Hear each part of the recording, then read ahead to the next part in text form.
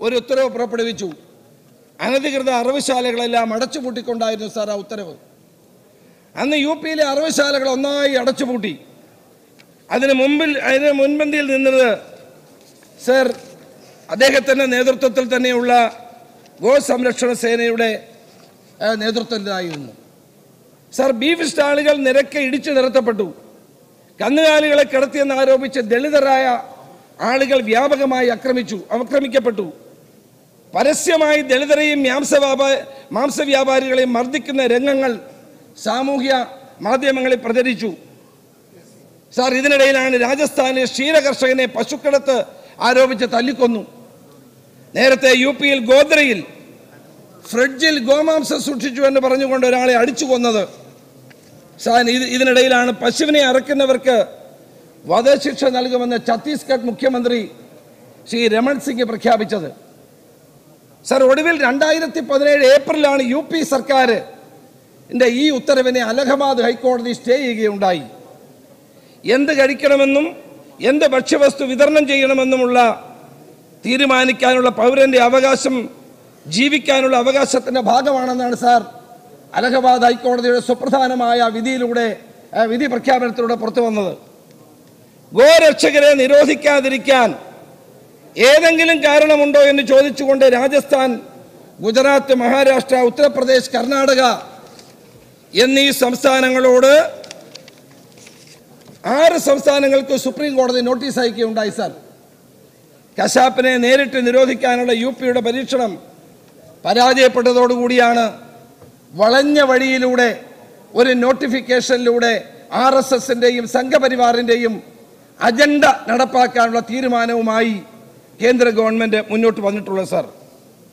Sir മൃഗങ്ങളോടുള്ള ക്രൂരത തടയാനെന്ന പേരിൽ കൊണ്ടുവന്നിരിക്കുന്ന ഈ നോട്ടിഫിക്കേഷൻ കേന്ദ്ര ഗവൺമെൻറ് ഇന്ന് സാമൂഹ്യമായും സാമ്പത്തികമായും രാഷ്ട്രീയമായും ദൂരവ്യാപകമായ പ്രത്യാഘാതങ്ങൾ ഉണ്ടാക്കുന്നുണ്ട് എന്ന് മനസ്സിലാക്കുന്നില്ല എന്നുള്ളതാണ് സാർ എന്നെ അത്ഭുതപ്പെടുത്തുന്ന ഒരു കാര്യം. സാർ ഇത് ഫെഡറൽ സംവിധാനത്തിന് എതിരായ ഒരു നിലപാടാണ്. ഭരണഘടനയുടെ 7ാം ഷെഡ്യൂളിൽ സംസ്ഥാനങ്ങൾക്കുള്ള അധികാരം വിശദീകരിക്കുന്നുണ്ട്. ഇതിലെ 2ാം ലിസ്റ്റിൽ 28ാം ഇനം ചന്തകളും കമ്പോളങ്ങളുമാണ്. സാർ ഇനം 26 സംസ്ഥാന വ്യാപാര വാണിജ്യത്തെ പറ്റി പറയുന്നു.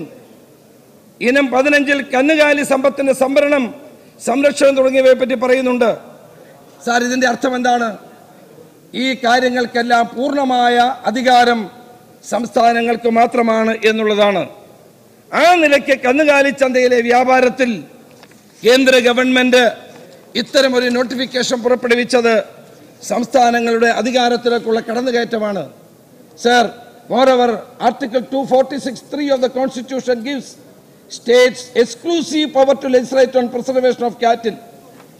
വളരെ വ്യക്തമായി തന്നെ 240 ഭരണഘടനയുടെ 246(3) വ്യക്തമായി സംസ്ഥാന അധികാരങ്ങൾ നിർവചിക്കുന്നുണ്ട്. സാർ ഇത് മൃഗങ്ങളോടുള്ള ക്രൂരത തടയൽ കൺകറന്റ് ലിസ്റ്റിലാണ് എന്ന് പറഞ്ഞുകൊണ്ട് അതിൻ്റെ ഉപയോഗിച്ചുകൊണ്ടാണ് സംസ്ഥാനത്തിൻ്റെ അധികാരത്തെ കവർന്നെടുക്കാനുള്ള ഒരു ബോധപൂർവമായ ശ്രമം നടന്നുകൊണ്ടിരിക്കുന്നത്. പക്ഷേ കൺകറന്റ് ലിസ്റ്റിലാണെങ്കിലും സംസ്ഥാനത്തിൻ്റെ അധികാരങ്ങൾ പ്രിസർവ് ചെയ്യാനുള്ള സംസ്ഥാനങ്ങളോട് ആലോചിക്കാനുള്ള ഉത്തരവാദിത്വം കൂടി ഗവൺമെൻറ്റിനുണ്ട്. സാർ ഇന്നിവിടെ വ്യാപകമായി ഇത് ദുരുപയോഗപ്പെടുത്താനുള്ള സാധ്യതയാണ് നമുക്ക് കണ്ടുകൊണ്ടിരിക്കുന്നത്. സാർ ഇവിടെ ഏറ്റവും പ്രധാനപ്പെട്ട ഒരു കാര്യം, മറ്റ് വിശദാംശങ്ങളിലേക്ക് ഞാൻ കടക്കുന്നില്ല.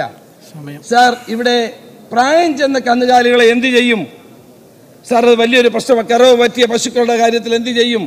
യു പിയിൽ ഇപ്പം തന്നെ 10 ലക്ഷം പശുക്കൾ തെരുവിൽ അലഞ്ഞു നടക്കുകയാണ്. ബാന്ദ ഡിവിഷനിൽ മാത്രം 3.5 ലക്ഷം കന്നുകാലികൾ അലഞ്ഞു തിരിഞ്ഞ് നടക്കുകയാണ്. സാർ അവിടെ യു പിയിലുള്ളവരുമായി സംസാരിക്കുമ്പോൾ കർഷകരുടെ ഉൽപ്പന്നങ്ങളെല്ലാം, കൃഷിയെല്ലാം ഇപ്പം ഇത് തിന്ന് നശിപ്പിക്കുകയാണ്. പ്രായം ചെന്ന ഇതേ കൊണ്ടുപോകാൻ മാർഗമില്ല. റോഡിലൂടെ അലഞ്ഞു തിരിഞ്ഞ് നടക്കുന്നു. യാത്ര ചെയ്യാൻ കഴിയുന്നില്ല. കാർഷിക മേഖലയിൽ ഇതുമൂലം ഒരു വലിയ പ്രതിസന്ധി ഉണ്ടായിരിക്കുന്നു. എഴുന്നേറ്റ് നടക്കാനാകാത്ത കാലികൾ നരകിച്ച് ചാവുന്ന സ്ഥിതിയാണ് സാർ കണ്ടുകൊണ്ടിരിക്കുന്നത്. ഇതല്ലേ സാർ മൃഗങ്ങളോടുള്ള ഏറ്റവും വലിയ ക്രൂരത? അപ്പോൾ ഏജിങ് ആയിട്ടുള്ള ഈ മൃഗങ്ങളെ എന്ത് ചെയ്യണമെന്നുള്ള കാര്യം കൂടി കേന്ദ്ര ഗവൺമെൻറ് പറയുന്നതാണ്. സാർ ഇവിടെ സാർ കണ്ണുള്ളപ്പോൾ കണ്ണിൻ്റെ മഹത്വം അറിയില്ല സാർ. കോൺഗ്രസ് ഭരണം കേന്ദ്രത്തിലുണ്ടായിരുന്നപ്പോൾ പലരും അതിൻ്റെ മഹത്വം അറിഞ്ഞില്ല. അന്ന് ആരെന്ത് ഭക്ഷണം കഴിക്കുമെന്ന് ആരും നിർദ്ദേശിച്ചിരുന്നില്ല. അന്ന് ആരെന്ത് എഴുതണമെന്ന് ആരും നിർദ്ദേശിച്ചില്ല. അന്ന് ആളുകൾ എന്ത് ചിന്തിക്കണമെന്ന് ആരും നിർദ്ദേശിച്ചില്ല. സാർ ആരൊക്കെ എന്തൊക്കെ തൊഴിലെടുക്കണമെന്ന് ആരും നിർദ്ദേശിച്ചില്ല. സാർ ഇവിടെ ഇന്ന് കേന്ദ്രത്തിൽ അധികാരത്തിൽ വന്നിരിക്കുന്ന ഗവൺമെന്റ് മനുഷ്യന്റെ മൗലികമായ അധികാരത്തെ ചോദ്യം ചെയ്യുന്നു എന്നുള്ള കാര്യം നമ്മൾ മറക്കരുത്.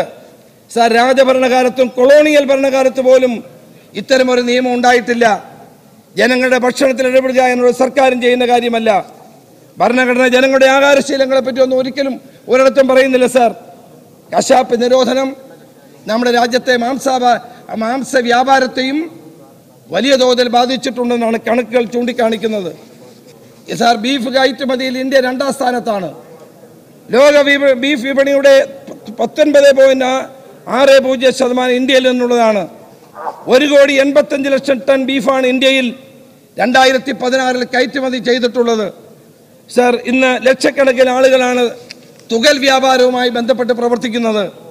സാർ ഇതെല്ലാം ഇന്ത്യയുടെ സാമ്പത്തിക മേഖലയെ ഗുരുതരമായി ബാധിക്കുന്ന 5 ലക്ഷം പേരാണ് സാർ കേരളത്തിൽ കന്നുകാലി മാംസ വ്യാപാരവുമായി ബന്ധപ്പെട്ട് പ്രവർത്തിക്കുന്നത്. അവരെല്ലാം ഗുരുതരമായി ഇത് ബാധിക്കുകയാണ്. സാർ കേന്ദ്ര വിജ്ഞാപനം രാജ്യത്ത് ഫാസിസത്തിന്റെ വരവിന്റെ മുന്നറിയിപ്പാണ്. ഇവിടെ ശർമ്മ ചൂണ്ടിക്കാണിച്ചത് ശരിയാണ്. ജർമ്മനിയിൽ ഹിറ്റ്ലറും ഈ വഴിയിലൂടെയാണ് മുന്നോട്ട് പോയത്. സാർ 1930കളിൽ ജർമ്മനിയിൽ ഹിറ്റ്ലർ അധികാരത്തിൽ വന്നപ്പോൾ നിരവധി മൃഗസംരക്ഷണ നിയമങ്ങൾ നടപ്പാക്കിയത് ഇവിടെ ഓർക്കേണ്ട ഒരു കാര്യമാണ്. സാർ ഹിറ്റ്ലർ സസ്യാഹാരം മാത്രമേ കഴിക്കുമായിരുന്നുള്ളൂ. ലോകത്തെ ആദ്യത്തെ മൃഗസംരക്ഷണ സമ്മേളനം സംഘടിപ്പിച്ചത് പോലും ഹിറ്റ്ലറാണ് സാർ. മാംസഭക്ഷണം മനുഷ്യന്റെ അടിസ്ഥാന സ്വഭാവമല്ല എന്നാണ് ഹിറ്റ്ലർ വാദിച്ചത്. സംഘപരിവാറിന്റെ വാദങ്ങളും RSSന്റെ വാദങ്ങളും മോഡിയുടെ നയങ്ങളും ഇതേ ഹിറ്റ്ലറുടെ നയങ്ങളുമായി സാമ്യമുണ്ട് എന്നുള്ള കാര്യം നമ്മൾ കാണാതിരിക്കരുത്. അഭിനവ ഹിറ്റ്ലറായി നരേന്ദ്രമോദി മാറിയിരിക്കുന്നു എന്ന് പറയേണ്ടിയിരിക്കുന്നു സാർ. നമ്മുടെ നാട്ടിൽ ഇന്ന് നരേന്ദ്രമോദി ഹിറ്റ്ലറുടെ വഴിയിലൂടെ സഞ്ചരിക്കുന്നു എന്നുള്ള ആശങ്ക ജനങ്ങൾക്ക് ശക്തിപ്പെട്ടു വരികയാണ് സാർ. സാർ യാഗങ്ങളിൽ മൃഗബലി പതിവുണ്ടായിരുന്നു. അങ്ങ് യാഗങ്ങളൊക്കെ പുരാണങ്ങൾ വായിക്കുന്ന ഒരാളാണ്. അങ്ങ് പരിശോധിച്ചാൽ അറിയാം, അനുഷ്ഠാനങ്ങൾ ഗോവംശം പോലും ആകാമെന്ന് മനു വിധിച്ചിട്ടുണ്ട് സാർ. DN ധായെ പോലെയുള്ള പ്രശസ്ത ചരിത്രകാരന്മാർ ഇത് രേഖപ്പെടുത്തിയിട്ടുണ്ട്. വേദകാല ഗ്രന്ഥങ്ങളിൽ മൃഗങ്ങളെ ബലിയർപ്പിക്കുന്നതിനുള്ള വിശദമായ വിവരണങ്ങളുണ്ട്. ഇന്ദ്രന് കാളക്കൂറ്റൻ, മരുതു ഭഗവാന് പുള്ളിപ്പശു, അശ്വിനി ദേവന് ചെമ്പ് നിറമുള്ള പശു, മിത്രവരുണന്മാർക്ക് പശുക്കളെയും ബലി നൽകിയതായി പുരാണങ്ങളിൽ സൂചിപ്പിക്കുന്നുണ്ട് സാർ. അശ്വമേധം, രാജസൂയം തുടങ്ങിയിട്ടുള്ള യജ്ഞങ്ങളിൽ മൃഗബലി നടന്നതായി സൂചിപ്പിക്കുന്നുണ്ട് സാർ. ഇവിടെ ഇതെല്ലാം പുരാണങ്ങളിൽ വ്യക്തമായി സൂചിപ്പിച്ചിട്ടുള്ളതാണ്. എവരാണോ സാർ ഹിന്ദുമതത്തെ സംരക്ഷിക്കാൻ ഇറങ്ങിയിരിക്കുന്നത്? BJPയുടെ കൈകളിൽ ഹിന്ദുമതം സംരക്ഷിക്കാൻ ഇറങ്ങിയിരിക്കുന്ന ആളുകൾ ഈ ഹിന്ദു പുരാണങ്ങളൊക്കെ ഒന്ന് വായിക്കണം എന്നാണ് എനിക്ക് BJPക്കാരോട് പറയാനുള്ളത് സാർ. RSSകാരോട് എനിക്ക് പറയാനുള്ളത് സാർ. ഈ നാട്ടിൽ ഇവിടെ ബഹുമാനായ മെമ്പർ ശ്രീ രാജഗോപാൽ പറഞ്ഞു, ഈ സഭയിൽ മുടങ്ങിക്കേട്ടത് BJPക്കെതിരായി നാളെ ഉയർന്നു വരാൻ പോകുന്ന ഒരു ദേശീയ മതേതര ബദലിനെ പറ്റിയാണെന്ന്. അങ്ങേക്ക് ഒരു സംശയവും വേണ്ട. നരേന്ദ്രമോദിയുടെ തെറ്റായ ഫാസിസ്റ്റ് നയങ്ങൾക്കെതിരായി ഈ രാജ്യത്തൊരു മതേതര ശക്തി, ഈ രാജ്യത്തൊരു മതേതര മുന്നേറ്റം അനധിവിദൂരമല്ലാത്ത ഭാവിയിൽ ഉയർന്നു വരും എന്നുള്ള കാര്യത്തിൽ സംശയമില്ല. ഈ നോട്ടിഫിക്കേഷൻ പിൻവലിക്കാൻ കേന്ദ്ര ഗവൺമെന്റ് തയ്യാറാകണം സാർ. സുപ്രീം കോടതി തന്നെ ഇപ്പോൾ വീണ്ടും ഇത് കേൾക്കാൻ തയ്യാറാണ് എന്ന് ഹിന്ദു പത്രത്തിൽ ഇന്ന് വ്യക്തമായി സൂചിപ്പിച്ചിട്ടുണ്ട്. സുപ്രീം കോടതി രാജ്യത്ത് ഉയർന്നു വരുന്ന പ്രതിഷേധങ്ങൾ കണക്കിലെടുത്തുകൊണ്ട് രാജ്യത്തെ ജനങ്ങൾ ബഹുസ്വരതയ്ക്കെതിരായി ഉയർന്നു വന്നിരിക്കുന്ന ഈ നീക്കത്തിനെതിരായി പ്രതിഷേധം ഉയർന്നപ്പോൾ സുപ്രീം കോടതി തന്നെ വീണ്ടും ഈ കേസ് കേൾക്കാൻ തയ്യാറായി എന്നുള്ളത് ഈ രംഗത്ത് നമ്മൾ ഉയർത്തുന്ന ശബ്ദത്തിനൊരു വിലയാണ്. അതിന് ഒരു വലിയ കാര്യമാണ് എന്ന് കൂടി ഞാൻ ചൂണ്ടിക്കാണിക്കാൻ ആഗ്രഹിക്കുന്നു. സുപ്രീം കോടതി പോലും വീണ്ടും ഈ കേസ് കേൾക്കാൻ തയ്യാറാണെന്ന് പറയുമ്പോൾ അത് കേൾക്കാനുള്ള മനോഭാവം എന്തുകൊണ്ട് കേന്ദ്ര ഗവൺമെന്റ് കാണിക്കുന്നില്ല എന്നാണ് എനിക്ക് ചൂണ്ടിക്കാണിക്കാനുള്ളത്. വേണമെങ്കിൽ ഗവൺമെന്റ് പരിശോധിക്കണം. ഒരു നിയമനിർമ്മാണം ആവശ്യമാണെങ്കിൽ അതിനെപ്പറ്റി കൂടി ഗവൺമെന്റ് ആലോചിക്കണമെന്ന് മാത്രം പറഞ്ഞുകൊണ്ട് സഭാ നേതാവായ മുഖ്യമന്ത്രി അവതരിപ്പിച്ച ഈ പ്രമേയത്തെ പൂർണ്ണമായി ഞാൻ പിന്താങ്ങിക്കൊണ്ട് എൻ്റെ വാക്കുകൾ നിർത്തുന്നു.